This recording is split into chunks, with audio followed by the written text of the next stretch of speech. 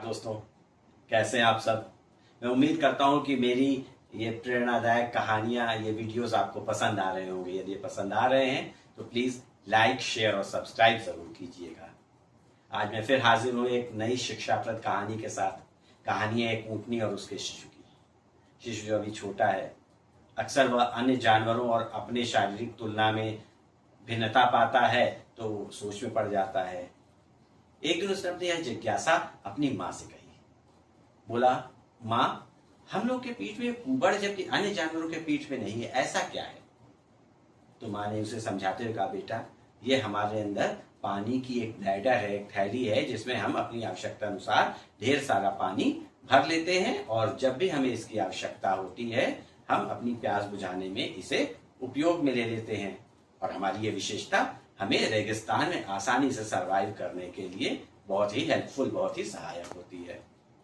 उसकी एक जिज्ञासा शांत हुई तो उसने दूसरा प्रश्न पूछा कि माँ, हमारे तलवे इतने गद्दीदार और इतने बड़े पैर क्यों होते हैं? माँ ने कहा कि बेटे, तलवे गद्दीदार होते ताकि रेगिस्तान की तपिश हमारे शरीर तक ना पहुंच सके, और यह भी बताया कि कैसे ये बड़े पैर हमें रेगिस्तान में आसानी से चलने और दौड़ने में सहायक होते हैं, और इस कारण हमें रेगिस्तान का जहाज कहा जाता है। बच्चा तो ठहरा बच्चा।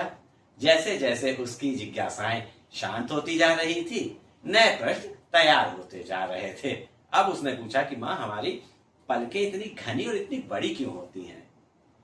लेकिन माँ तो माँ थी, वह भी मुस्कुराते हुए अपने बच्चे के सारे जवाब देती जा रही थी, उसे सारा कुछ समझाती जा रही थी। उसने बताया कि रेगिस्तान में अक्सर रेत के तूफान आते रहते, धूल और रेत के तूफानों से आंखों की रक्षा के लिए हमारी पलकें घनी और लंबी होती हैं।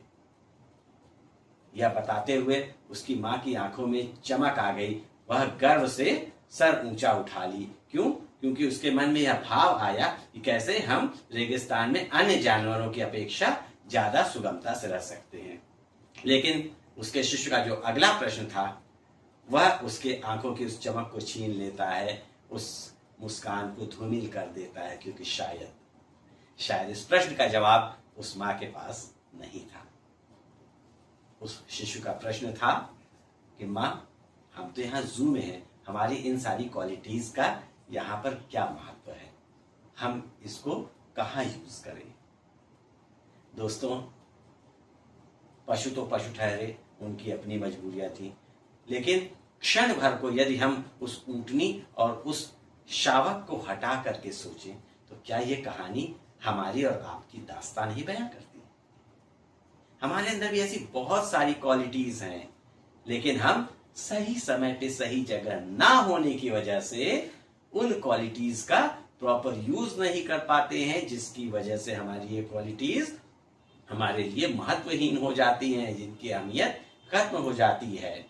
और यही इस कहानी का सार भी है कि हम अपनी क्वालिटीज को तो पहचाने, लेकिन साथ ही यह भी सुनिश्चित करें कि हम जहां भी हैं, जिस भी कार्य में इन्वॉल्व हैं, जिस भी क्षेत्र में हैं, वहां हम अपनी क्वालिटीज का सही तरीके से उपयोग कर सकें। ऐसा क्षेत्र हमें चुनना चाहिए, और यही सफलता का मूल मंत्र भी है।